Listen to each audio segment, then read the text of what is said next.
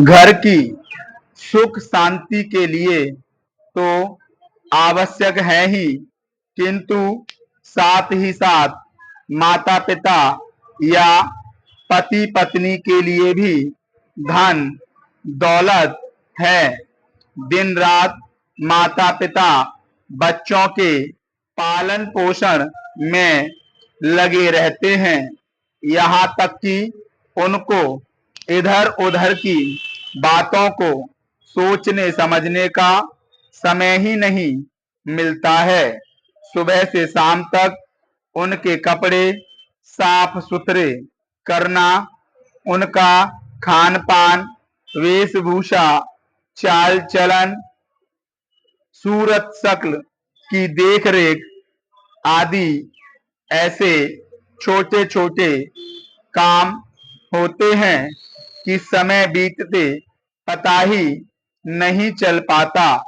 बच्चों को भगवान का अवतार माना जाता है, क्योंकि वे ऊंच नीच, शत्रु मित्र, छोटे बड़े, रस्म रिवाज आदि का विचार ना करके सबसे मेल मिलाप रखते हैं।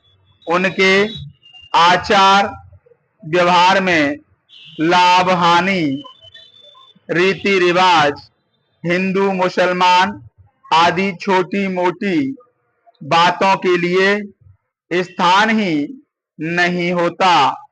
वे सचमुच ही मानव जाति के सच्चे प्रतिनिधि होते हैं।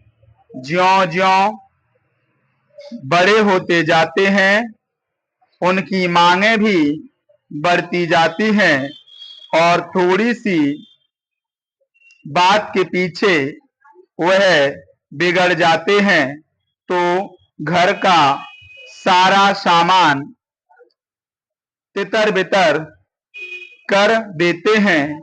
उनको लाभ हानि, उचित अनुचित का कोई ज्ञान ही नहीं होता।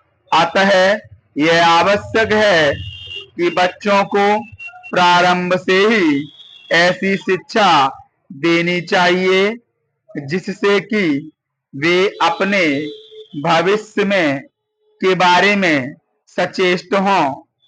उनके बारे में टाल मटोल करना उचित ना हो। बचपन से ही उनके आचार व्यवहार, चाल चलन, हित अहित, अध्ययन अध्यापन का पूरा पूरा ध्यान रखना चाहिए।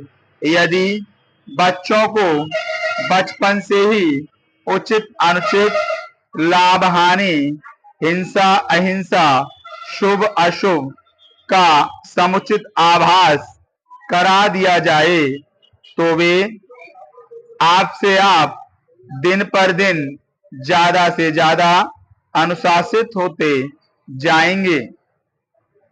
ज्यों-ज्यों बच्चे बड़े होते हैं, उनके आचार विचार भी बदल जाते हैं।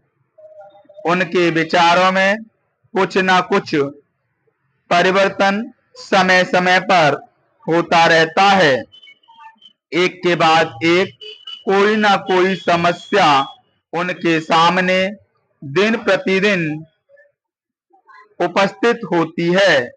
यदि प्रारंभ से ही उनमें दृढ़ विश्वास पैदा किया जाए तो एकाएक समस्या के आने से वे ना घबराकर उन पर विजय प्राप्त कर सकेंगे।